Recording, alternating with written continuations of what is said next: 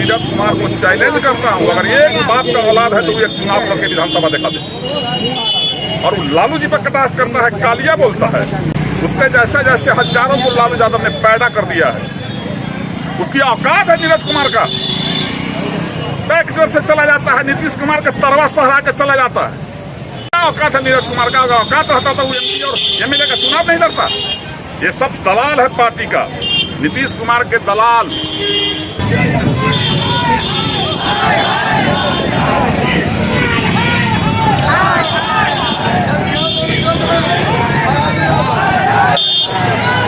नीरज कुमार को चैलेंज करता हूँ, अगर एक बाप का औलाद है तो वो एक चुनाव लड़के विधानसभा दिखा दे। और वो लालू जी पर कटाक्ष करता है, कालिया बोलता है। उसके जैसे जैसे हजारों को लालू यादव ने पैदा कर दिया है, उसकी औकात है नीरज कुमार का। बैकडोर से चला जाता है, नीतीश कुमार का तरवा सहरा के चला जाता है, तलवे में सहला के जाता है विधान परिषद में। अगर एक माई का लाल है तो पहले विधानसभा लड़के दिखाए, अब तब लालू जी के खिलाफ बोले। कह रहे थे कि लालू औकात है उसका। क्या औकात है नीरज कुमार का? औकात रहता तो वो एमपी और एमएलए का चुनाव नहीं लड़ता। ये सब दलाल है पार्टी का, नीतीश कुमार के दलाल। मैं खुलेआम बोलता हूं कि नीतीश कुमार का दलाल है, और दलाली के वजह से ही एमएलसी बनता है। इसकी हैसियत क्या है कि तेजस्वी यादव और लालू यादव पर उंगली उठाएगा? मैं आपके माध्यम से कहा ना कि आपके माध्यम से मैं कहना चाहता हूं कि नीरज कुमार में अगर दम है, अगर एक माई का लाल है तो वो विधानसभा चुनाव और एमएलसी चुनाव लड़के दिखा दे। बिहार में 300 करोड़ रुपया का एक पुल अगर गिरता है तो वो तो हमारा आपका पैसा है, टैक्स का। वो तो बीजेपी वाले या किसी के बाप का पैसा नहीं है, सब सभी गरीब का पैसा है। अगर वो 300 करोड़ का पुल, 400 करोड़ का पुल, दर्जनों पुल अगर गिर गया, भ्रष्टाचार नहीं है क्या? बिना भ्रष्टाचार का गिर गया। अपराध जो है दिन रात जो है बलात्कार, किडनैपिंग, मर्डर हो रहा है, कि क्राइम से समझौता नहीं करना। के दिन मुकेश सहनी के पिताजी की हत्या कर दी गई। मुकेश जी के पिता की हत्या उसके घर में घुस करके कर दिया गया, निर्मम हत्या किया। मतलब उम्मीद भी नहीं किया जा सकता कि हाँ वो जघन्य अपराध जो करने वाला वो कैसा आदमी था। और ये मुकेश जी के मनोबल को तोड़ने का एक साजिश है, मेरा अपना जो मानना है। और इस दुख की घड़ी में पूरे इंडिया गठबंधन के साथी हम लोग जितने हैं सब मुकेश जी के साथ चट्टान की तरह खड़ा हैं और आगे भी खड़ा रहेंगे। भारतीय जनता पार्टी के किसी भी साजिश से मुकेश सहनी का कुछ बिगड़ने वाला नहीं है। आने वाला 2025 के चुनाव में इन लोगों को पता चल जाएगा। कठपुतली की सरकार, जो नीतीश कुमार कठपुतली बन के बैठे हुए हैं, इनके अगल बगल में बैठने वाला सलाहकार चला रहा है बिहार को, इससे मुक्ति बिहार को दिलवाना है। आज विरोध प्रदर्शन का उद्देश्य क्या था सर? देखिए, आज ये विरोध प्रदर्शन कोई अचानक से नहीं हुआ है जी।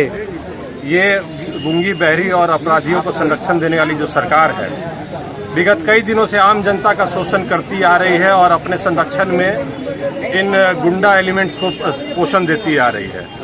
एक दशक का करप्शन उजागर हुआ है अभी पुल ढहने के रूप में। आम जनता का हत्या हो रहा है, लूटपाट हो रहा है, करप्शन बढ़ रहा है। इतने सक्षम पदाधिकारी के मौजूद होने के बाद भी इतना करप्शन हो रहा है, तो ये साफ जाहिर करता है कि ये सत्ता का संरक्षण में अपराध हो रहा है। तो आज हमारी महागठबंधन की टीम ने जनता की आवाज़ होने का, जो हम लोग का दायित्व है विपक्ष होने का, हम लोग जनता की आवाज़ है। जनता के तरफ से ये महागठबंधन के नेतृत्व में सरकार के विरोध में ये प्रदर्शन था। और सरकार, ये बहरी सरकार जाग जाए, नहीं तो आने वाले चुनाव में जनता आपको उखाड़ के फेंकेगी। अच्छा, बीजेपी लोग के नेता लोग कहते हैं कि सुशासन की सरकार है। नहीं, किसी के कह देने मात्र से कुछ नहीं होता है साहब। जनता सब जान रही है और आंकड़े कहते हैं। अच्छा। आपके कह देने से रात है तो भी कोई रात नहीं मान लेगा। आंकड़े कहते हैं कि हाथ दिख रहा है तो सुबह है। आंकड़ा कहता है कि अपराध हो रहा है, हत्या हो रहा है, लूट हो रहा है, बलात्कार हो रहा है, पुल गिर रहा है, सरकार कुछ नहीं कर रही है। आप कह रहे हैं लूट हो रहा है, वो लोग कह रहे हैं कि जंगल राज भूल गए। नहीं कह रहे साहब, आप कहिए क्या लूट हो रहा है? वो लोग कह रहे हैं कि जंगल राज को भूल गए क्या? जंगल राज तो ये असली जंगल राज है। आप आंकड़े मिला के देखिए साहब। सिर्फ बात की जादूगरी से अब दुनिया नहीं चलती है। दुनिया चलती है आंकड़ों के मिलान से।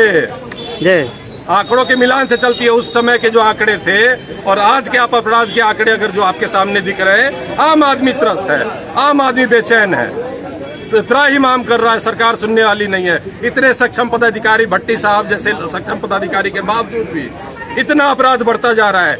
ये क्या दिखाता है? उनकी अकर्मण्यता नहीं दिखाता है, ये सरकार का पोषण दिखाता है। तो ये जनता ये जानती है, और हम लोग विपक्ष होने के कारण जनता की आवाज़ उठाना हमारा प्रथम कर्तव्य है। हम उस कर्तव्य का पालन कर रहे हैं। जी, मेरा नाम प्रोफेसर गोपी किशन है, वाणिज्य इंटर कॉलेज। मैम क्या कहेंगी सरकार को लेके अभी? देखिए, आज पूरे बिहार में सभी मुख्यालय पर महागठबंधन के सभी नेता प्रतिरोध मार्च निकाला गया।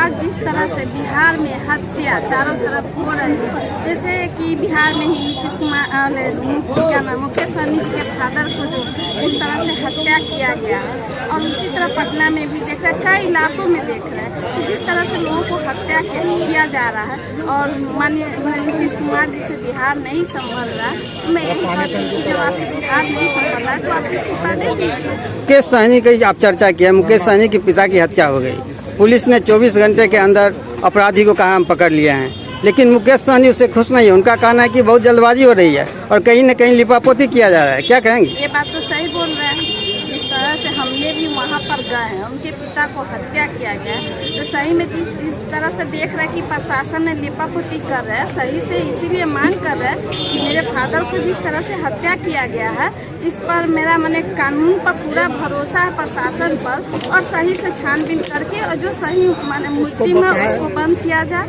और उसको सजा मिलना। मैम आप सहनी समाज से आती हैं, मुकेश सहनी का यह भी आरोप है कि पुलिस प्रशासन हमसे कोई पूछताछ नहीं किया है, बगल आकर इधर उधर पूछ लिया, लेकिन हमसे कोई नहीं बयान लिया गया है। वहाँ पर थे, पूरे बिहार के वहाँ सभी रहते हैं, तो देखे हैं हमने कि वहाँ सही में मुकेश सहनी जी से कुछ नहीं पूछा गया। सब अपने मन से माने समझे चारों तरफ से पूछ के, और प्रशासन ने खुद अपना वो इतना बोले कि हमको भरोसा है, सही माने जो भी मुजरिम है उसको पकड़ के बताए, ताकि हमसे भी तो पूछे ना मेरे फादर को क्या हुआ है। जी, तो वही मुकेश सहनी जी ने अपना बयान दिए और सही बोले।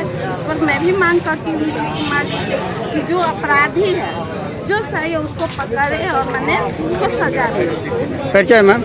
मेरा नाम रेणु सहनी, प्रदेश महासचिव अति पिछड़ा प्रकोष्ठ आरजेडी बिहार। जो अपराध भी समाप्त हो, अपराध पे नियंत्रण हो, ये कानून होना चाहिए। ये तो पुलिस का काम है अपराधियों को पकड़ना, ये पुलिस बोलेगी तो चलेगा। सरकार के लोग अगर ये बोले जो नहीं ये अपराधी पकड़े जाते हैं, अपराध तो होता रहता है, तो मुझे लगता है ये राजनीति से परे और समाज से बहुत परे ये बात है। लोगों को सोचना चाहिए, इस पर विचार करना। चंदन यादव, छात्र राजनेता, बिहार। मुकेश सहनी का फादर को मारा गया, इसी समय पर घूमने के लिए आए यहाँ। क्या बोल रहा है कि उसका पिता जब मरा तो उसका कोई शासन नहीं चल रहा है। मेरा सहनी है, मैं सहनी के लिए मरते, सहनी के लिए देख सकते हैं। मैं आप क्या हत्या को साजिश के तहत हत्या किया गया है। इस तरह के मुकेश सहनी जी का कत्ल घेरा Y+ का सुरक्षा छीन लिया गया और देखा जाता है तो इनके पिताजी का हत्या किया जाता है और बहुत बेरहमी से हत्या किया जाता है। और अगर इससे पहले भी मदन सहनी जी के पिताजी का हत्या हुआ था और उनके ससुर जी का हत्या हुआ था, अगर जो उस पर अगर इसका अच्छा तरीका से अगर जो कार्रवाई हुआ रहता तो आज मुकेश सहनी जी का पिताजी का ये हत्या नहीं होता। तो इस बिहार के कानून व्यवस्था बहुत अर्थव्यवस्था है। सहनी विरोधी सरकार है क्या? सहनी विरोधी सरकार है। सहनी को कोई आगे देखना नहीं चाहता। जो हमारे मुकेश सहनी जी है, जो आरक्षण को मांग कर रहे हैं, वो इस मांग को देखते हुए वो उस लोगों ने इन्होंने तो सहनी के लिए मांगा और इस साजिश के तहत उनके पिता को हत्या किया गया है और बहुत बेरहमी तरीका से मारा गया है।